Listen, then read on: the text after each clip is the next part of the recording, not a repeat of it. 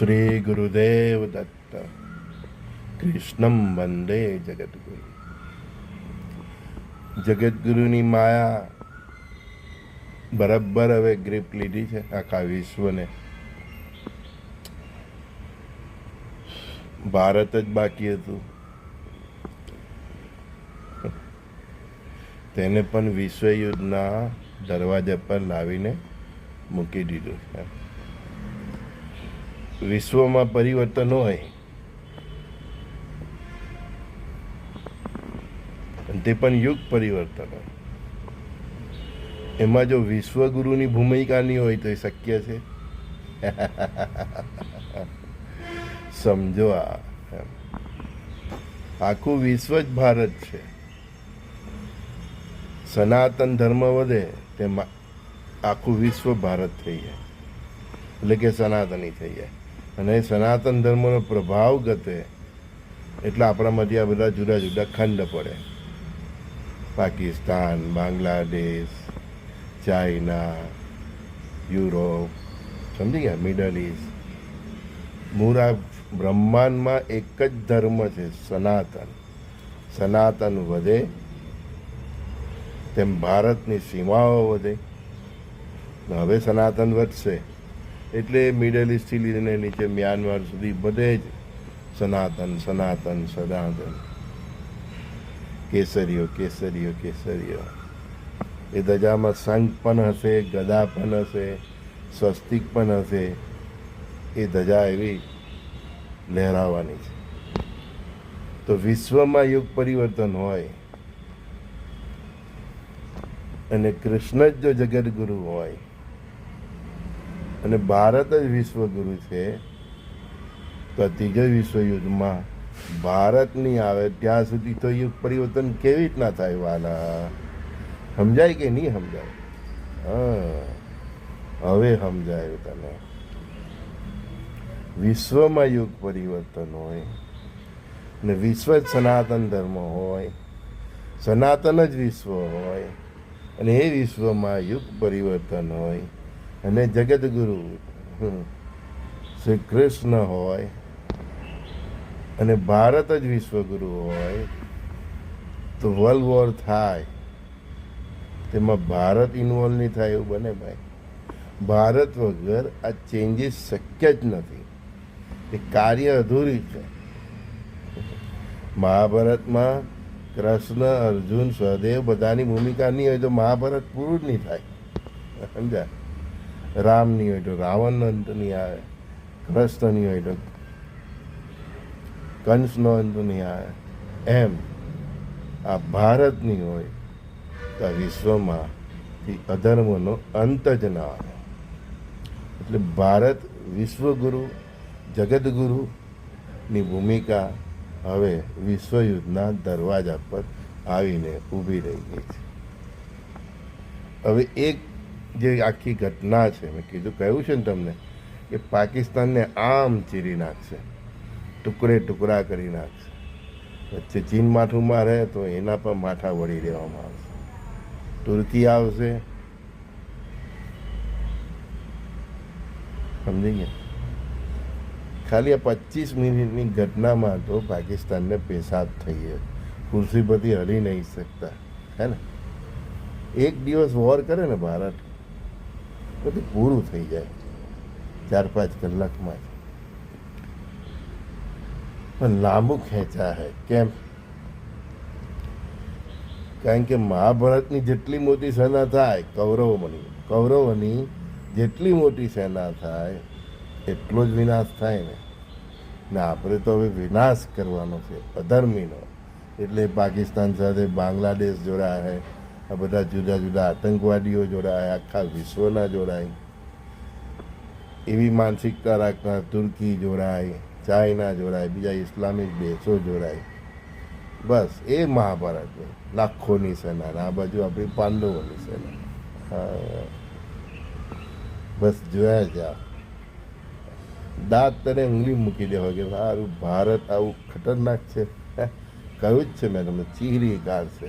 અને પાછું ખાલી એમ એવું જ નહીં કે યુદ્ધમાં તલવાર જ ઉઠાવશે આપણા સામ દામ ભેદ દંડ નીતિથી કાં કોનો વારો લાવી રહ્યા ને ભાઈ તમને ખબર પણ નહીં પડે. પીઓકી પણ કેવી રીતે આપણા હાથમાં આવી જાય, બલુચિસ્તાન કેવી રીતના છૂટું પાડી દે. તમે ગેમ જુઓ ને એ જ રીતે બાંગ્લાદેશના પણ ટુકડા કરી દે. હા, દીવ દમણ જેવા નાના નાના સમજે, ભૂતાન છે ને ભૂતાન. હા, ભાગ્યહીન વ્યક્તિને કરી દેવામાં આવે. કોઈ પરમાત્મા બહુ જબરો વ્યક્તિ હોય ને, બહુ પાપી ને બહુ મહાપાપી, એને ભાગ્યહીન કરી દે. ગમે તે કરે કોઈ સફળતા જ નહીં મળે. તો ભૂતાન જેવા નાના નાના ટુકડા કરી દેવામાં આવે, નાના નાના કસ્બાઓ. બાંગ્લાદેશની પણ એ જ હાલત થવાની છે ને પાકિસ્તાનની એ જ હાલત થવાની. હવે પૂછતા નહીં, ટીવી આપેલું છે ને ઘરે, બસ જોયા કરો. અમારી જેવી દ્રષ્ટિથી જોયા કરો. ક્લીન શીપ છે. અને આ વિશ્વગુરુ છે, ભારત વિશ્વગુરુ છે. 1500 વર્ષથી એના કોઈ જે કંઈ પણ કર્મો હશે આપણા સનાતીઓના, એના કારણે આ 1500 વર્ષનો સબક મળ્યો પરમાત્મા તરફથી. હવે એ પાપમાંથી મુક્ત થયા અને આ સનાતન ધર્મની પ્રજા હવે એનો નિખાર વિશ્વવ્યાપી. અરે જુઓ નહીં, તમે મેં તમને કહ્યું છે ને, હર હર મહાદેવ, જય શ્રી રામ, ગલીએ ગલીએ બોર્ડરે બોર્ડરે એની ગુંજ હશે. કહ્યું જ છે કે આ સેનાની અંદર કેટલાય કાર્તિકેય સેનાપતિ મહાદેવના પુત્ર એના મહારથીઓ હશે, કેટલાય ઇન્દ્રોના સેનાના હશે, કેટલી દેવોના કેટલા અંદર શું શું પ્યાદા હશે, તમે કલ્પના પણ નહીં આવે. કહ્યું છે એક ગોળી છૂટે તો 1000 ગોળી જેવો વિધ્વંસ થશે. એક બોમ્બ ફૂટશે તો તેમ તેમ ત્યાં પ્રલય આવી જશે. આ ભારત છે ભાઈ, વિશ્વ ગુરુ છે. અને ગુરુ એટલે બાપ. બાપની વાહે પૈરા તો ભોગવો, ખાવ સોતીઓ, કમર મજબૂત રાખજો. રહી વાત મેં કહ્યું છે તેમ, આ સાલા લુખ્ખાઓ છે. મહાભારતનો સીન યાદ છે? બધા થઈને અભિમન્યુને વધ કરી રહ્યા. હવે આ લુખ્ખાઓ આ પ્રયત્ન કરે પણ એ ભૂલી જાય કે આ અભિમન્યુ નથી, આ અર્જુન છે. પણ એઝ અ સિટીઝન હવે તમે સાવધ થઈ જજો. આ લોકો ધંધો જ છે પીઠ પાછળ વાર કરવાનો. એટલે એઝ એ બોર્ડર પર તો ભારત સરકારને એના સેનાપતિઓ આ બધા જોઈ જ લેવાના. 12-13 લાખનું લશ્કર હોય, રિઝર્વ લશ્કર હોય, કોઈ કમી નથી સૈનિકોને. પણ તમે દેશમાં જોઈ લેજો, વિદેશમાં હોય તો જોઈ લેજો, કાળજી રાખજો. કારણ કે આ લોકોનું પ્રકૃતિ છે, જેમ અભિમન્યુને ઘેરીને માર્યો ને તેમ કંઈ ને કંઈ આતંકવાદી કૃતિ કરે. એના સ્લીપર સેલ આખા હિન્દુસ્તાનમાં છે જ પહેલેથી. એના મોદી, શાહ અને યોગીના ઢાકને કારણે બધા ધમકાયેલા છે, સમજ્યા? હા, હવે એક્ટિવ છે. એટલે સિનેમામાં જાઓ, એ લોકોના થિયેટર છે ને એ માલિકો, એ લોકોને પણ કહું છું કે ચેકિંગ જોરદાર રાખે. એટલે સિનેમામાં જાઓ, કોઈ બસ સ્ટેન્ડ પર ઊભા હોય, કોઈ રેલવે સ્ટેશન પર ઊભા હોય, કોઈ માર્કેટમાં હોય, કોઈ પાર્કમાં હોય, કોઈ ગાર્ડનમાં હોય, બને તો ભાઈ આ બધી વસ્તુ હરવા ફરવાની એવોઇડ જ કરજો. કારણ કે આ લોકોના સ્લીપર સેલ એક્ટિવ થઈ શકે છે. બહુ બદમાશ પ્રાણી છે આ લોકો, સમજાય? હા. અને પાકિસ્તાનના ટુકડે ટુકડા ન થઈ જાય, બાંગ્લાદેશના ટુકડે ટુકડા નહીં થઈ જાય, ત્યાં સુધી આ બધું હાલતું જ રહેવાનું છે. ક્યારે પટશે ને કેટલું થશે ને એ બધું પૂછ્યા નહીં કરો ભાઈ. દેવનું કાર્ય છે, દેવને કરવા દો. એ જ પ્રમાણે સરકાર કામ કરશે. સરકારની અંદર પણ પરમાત્માના કોણ કોણ મોરા હોય અમને ને મને હમણાં નહીં ખબર પડે, અમને તો ખ્યાલ આવી જાય. તો બધું પૂછ્યા નહીં કરો, ક્યારે પતશે ને હું પતશે ને કેટલું નુકસાન થશે ને. અને ભાઈ તને નુકસાન નહીં થાય એની તું કાળજી રાખ. કહ્યું ને હમણાં સિનેમાઓમાં જઈશ નહીં, જ્યાં પણ એમ પબ્લિક હોય ને ભેગું થાય ને એક જ સ્ટ્રીટ, ત્યાં જવું નહીં. મોજ શોખથી હમણાં દૂર રહો, હરવા ફરવાથી દૂર રહો.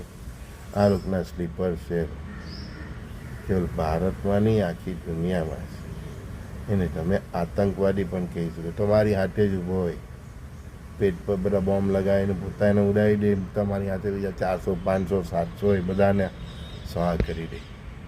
એટલે આ મેં કહ્યું ને અભિમન્યુને ઘેરીને મારે, આ એ ટાઈપની પ્રજા છે. કોઈ ધર્મ જ નથી, કોઈ નીતિ નથી, કોઈ કૂટનીતિ નથી, બસ કેવળ કાવાને દાવા છે. શકુની છે, સમજા, દુશાસનની પ્રજા છે આ. એટલે તમે કશે પણ જાઓ, અત્યારે આ બધા સમય સારો નથી. કમસે કમ 6 જૂન સુધી, તે પછી પણ જો મેં તમને કહ્યું કે આ ખેંચાયું, તો જુલાઈથી જે ખેંચાય ભાઈ ઓક્ટોબર નવેમ્બર સુધી, બરાબર. પાછા મને કહે કે સાહેબ મેં તો ટિકિટ લઈ લીધી. અત્યારથી જ કહું છું કે અત્યારે આ 10 જૂન સુધી તો ભાઈ કંઈ હરવા ફરવા જતો નહીં. કામકાજ હોય તો જ શહેરની બહાર જવું. હે, હરવા ફરવાનો મોજ શોખનો સમય નથી. રાષ્ટ્રના માથા પર તલવાર લટકે છે ત્યારે આપણે હરવા ફરવાનું નહીં હોય ભાઈ. એની સાથે તન મન ધનથી રહેવાનું. તો કમસે કમ 10 જૂન સુધી થોભો. 10 જૂન પછી પણ આ દાવો ચાલ્યા કરે છે, દાવા પ્રતિદાવા, છમકલાઓ ચાલ્યા જ કરે છે કે વોર ચાલ્યા જ કરે છે. ને મેં કહ્યું તેમ જુલાઈ સુધી ખેંચાઈ ગયું, તો પછી જુલાઈથી નવેમ્બર સુધી આ લડાઈની કંઈ દિશા જ અલગ હશે. એક નવા જ પ્રકારનું વોર તમે જોઈશો. બની શકે કે એમાં બાંગ્લાદેશ, ચીન, તુર્કીના સપોર્ટથી ખાનભાઈ વધારે ફોર્મમાં આવી જાય. અને જેટલો ફોર્મમાં આવે ને એટલા ટુકડા એના વધારે થશે. થવાનું છે કન્ફર્મ. કેવી રીતે પરમાત્મા કરે છે તમે સંજય દ્રષ્ટિથી ઘેર બેઠા ટીવી પર જોયા કરો ને, મોજ કરો. પણ હમણાં રાષ્ટ્ર એક સંવેદનશીલ સમયમાં છે. તો અત્યારે હરવા ફરવાનું માંડીવાળો, સિનેમામાં 400 500 ભેગા થતા હોય, બસ સ્ટેન્ડ પર બહુ ગીર્દી હોય, રેલવે સ્ટેશન પર બહુ ગીર્દી, જ્યાં પણ ગીર્દી હોય તો તમારા નાક આંખ કાન ખુલ્લા રાખો. કોઈ પણ વ્યક્તિ તમને શંકાશીલ લાગે તો તરત ત્યાંની સિક્યુરિટીને જાણ કરો, પોલીસને જાણ કરો. તમારે તો સાવધ થવું જ પડે. બોર્ડર તો સરકાર અને લશ્કર જોઈ લે, દેશની અંદર તો આપણે જ જોવું પડે. હા, જોયું નહીં, બોર્ડર પર સાલાઓ લડી નહીં શકે તો બોર્ડર પર બધા ગોળીબાર કરીને આપણા 10-15 માણસ નિર્દોષ સિટીઝન મારી નાખ્યા. મેં કીધું ને આ લોકો હવે લુખ્ખી પ્રજા છે, ડાકુ છે, ધાર પાડવો છે. મુરે તો આ બધા ધાર પાડવો છે ને, ભારતને લૂંટવા આવ્યા, લૂંટીને ગયા, અથવા પોતાનો અત્યાચાર ફેલાવીને ગયા. કહ્યું જ છે મેં તમને કે પણ જે પણ સંસ્કૃતિ છે, એટલે ઈસાઈની સંસ્કૃતિ અને મિડલ ઇસ્ટની સંસ્કૃતિ, મોગલ, એ બે સંસ્કૃતિએ ભારત પર અત્યાચાર કર્યો છે. એને ભોગવવાનો સમય આવી ગયો છે. હવે એનો હિસાબ પરમાત્મા ભારત સરકાર દ્વારા અને એની આર્મી દ્વારા ને એના અહીંયા દેશમાં જ્ઞાત અને અજ્ઞાત ચાણક્યો દ્વારા, ચંદ્રગુપ્તો દ્વારા, અર્જુનો દ્વારા કેવી રીતે લે છે ને ભાઈ, એ બધું પરમાત્મા પણ કહેવા જાય તો એક ગ્રંથ બની જાય. એટલે બસ તમે જોયા કરો. પણ એઝ એ સિટીઝન મેં તમને કહ્યું તેમ તમે સાવધ રહો, કેમ કે આ લોકોનો પ્રણાલી છે પાછળ રજગા કરે, સમજ્યા? એટલે સો બી કેરફુલ. હા, હવે તમે જોશો કે આપણા દેશની અંદર પણ પાકિસ્તાન કરતાં વધારે આપણા દુશ્મનો કહે ને દેશના ગદ્દારો. જો એ ગદ્દારો જે તમને ખબર જ છે અચાનક જે મોદીને રોજ ગાળ આપતા હોય એ હવે આવીને તમારી પાસે આવીને મોદીના વખાણ કરવા માંડે એટલે તમે સાવધ થઈ જજો. સાંભળી લો હું કહું છું. जो लोग अभी तक मोदी को हर रोज गाली देते थे वो कल से आज से और परसों से अगर आपके आगे आके मोदी के लिए वाह करने लगे तो समझ लेना कि आपकी गेम बनने वाली है. हाँ, આ દેશમાં જે ગદ્દારો છે, જે મોદી વિરોધીઓ છે, યોગી વિરોધીઓ છે, અમિત શાહના વિરોધીઓ છે, આરએસએસના વિરોધીઓ છે, એ બધા અને ગદ્દારો જો તમારી આગળ આવીને હવે મોદીની વાહ કરવા માંડે તો સમજી લેજો કે તમારી ગેમ બનવાની છે. હા, તમને ટિપ્સ આપી દીધી. એ લોકોથી ખાસ સાવધ થઈ જજો કે જે લોકો અત્યાર સુધી મોદીને રોજ ગાળો આપતા હતા, રાષ્ટ્ર વિરોધી લોકોની પ્રવૃત્તિઓ હતી, સનાતન ધર્મના વિરોધીઓ હતા, આરએસએસના વિરોધીઓ હતા, મોદી, શાહ અને યોગીના આ ચાયવાલા અને ગાયવાલાના વિરોધીઓ હતા. ને હવે એ જો એકાદ બે દિવસમાં તમને એના વખાણ કરવા માંડે અને બહુ વખાણ કરવા માંડે, બહુ વાહ કરવા માંડે તો તમે સાવધ થઈ જજો, કારણ કે તમે હિન્દુઓ બહુ ભોળા છો. આપણો દુશ્મન અચાનક આપણી વાહ કરવા માંડે એટલે સમજી લેવાનું કે દાળમાં કંઈક કાળું છે. એટલે સમજી લેવાનું કે આપણો દુશ્મન આપણી બહુ વાહ કરવા લાગે તો એટલું સમજી લેજો કે તમને વિશ્વાસમાં રહીને આ કંઈક રાંધવા જઈ રહેલો છે. સમજાય? એટલે હે સનાતનીઓ, હે બોરા હિન્દુઓ, સાવધ થા. દેશની અંદર પણ હવે રંધાય, દેશની બહાર તો રંધાય જ છે. એને તો ત્રિદેવ જોઈ લે દત્તાત્રેય ભગવાન, હે ને? અને ભારતને તો ઇન્વોલ્વ થવું જ પડે એમ છે. ભારત જ વિશ્વગુરુ છે. યુગ પરિવર્તન જ એ જ કરેલું છે. એને તો યુદ્ધમાં ઉતર્યા વગર છૂટકો નથી ને. યુદ્ધ કર્યા વગર હવે યુગ પરિવર્તન શક્ય નથી. કેમ? ભગવાન કૃષ્ણ હાજર હતા, હે? હાજર હજુર હતા.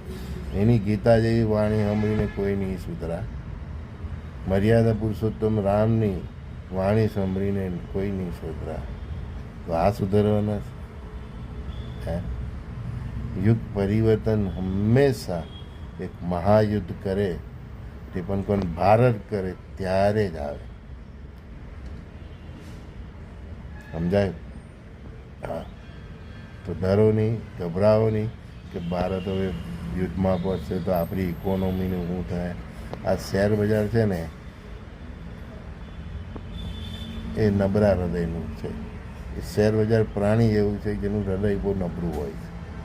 જરાક ધુઆ થાય એટલે ગબડી જાય, જરાક કંઈ એને સારું દેખાય એટલે ખુશ થઈ જાય. એટલે શેર બજારોના ખેલાડીઓ સાવધ રહે. બીજે તો બહુ નુકસાન ઓછું થાય, પણ શેર બજારમાં જે બહુ સર્વસ્વ એને લગાવી દીધેલું છે તે સાવધ રહે. કેમ કે હવે ભારત એટલું આક્રમક થવા જવેલું છે તો શેર બજાર રોજ એનું હૃદય, સમજી ગયા? એટલે એનાથી જેટલું બને એટલું રહેજો. કારણ કે એ તમને જેટલું નવડાવે ને ભાઈ આર્થિક રીતે એટલું કોઈ નવડાવવાનું નથી. સમજાય? હા, એટલે એમાં સમજીને ચાલજો. પાછા પૂછતા નહીં કે હું કરું, મારું આટલું રોકાણ છે, નીકળી જાઉં, બહાર નીકળી જાઉં. ભાઈ એના બધા બહુ જ્યોતિષ છે, એની પાસે એને એનું માથું ખાયા કરો. સમજી ગયા? મેં તમને એક અણસાર આપી દીધો કે શેર બજાર એક નબળા હૃદયનું માણસ જેવું છે. જરાક પરિસ્થિતિ થાય એટલે ભર એનું હૃદય ફફડી જાય. એ ફફડે એટલે તૂટી જાય બધું. જરાક સારું દેખાય એટલે પતી જાય. એનાથી બચીને ચાલજો. એમાં જો સર્વસ્વ જેને લગાવેલું છે એને નાહવાનો વાર આવી શકે છે. એટલે ખેતીવાડી લો, વાડી લો, વજીફા લો, ફળ ફૂલ ઉગાડો, અને આ કાગળથી દૂર રહ્યો. અને કેમ છું અંતે પણ એક કાગળ જ થશે. તો શ્રી ગુરુદેવ દત્ત સંજય બોડીવાલાના પ્રાતઃકાળના સત્સંગમાં સર્વે સખાઓ મિત્રોને પ્રણામ. મારી દીકરીઓ, મારી બહેનોને ખૂબ ખૂબ વાલ. તમારા મોટાભાઈના સૌને પ્રણામ. માતાઓને પ્રણામ. ટાઈગર જાગી ગયો છે. બસ હવે ભારતની વિશ્વગુરુ તરીકે, અને ભારત જ સનાતન હોવાને કારણે, અને સનાતન જ આખા વિશ્વનું મૂળ ધર્મ હોવાને કારણે એની ફરી સ્થાપના કરવા માટે અને યુગ પરિવર્તન કરવા માટે ભારતે યુદ્ધમાં ઉતરવું જ પડશે અને ઉતરવું જ પડશે કે જ્યાં સુધી અર્જુન બહાર ન ઉતારે, શ્રી કૃષ્ણ એનું સુદર્શન ચક્ર ન ધારણ કરે, ત્યાં સુધી યુગ પરિવર્તન શક્ય જ નથી. શ્રી ગુરુદેવ દત્ત.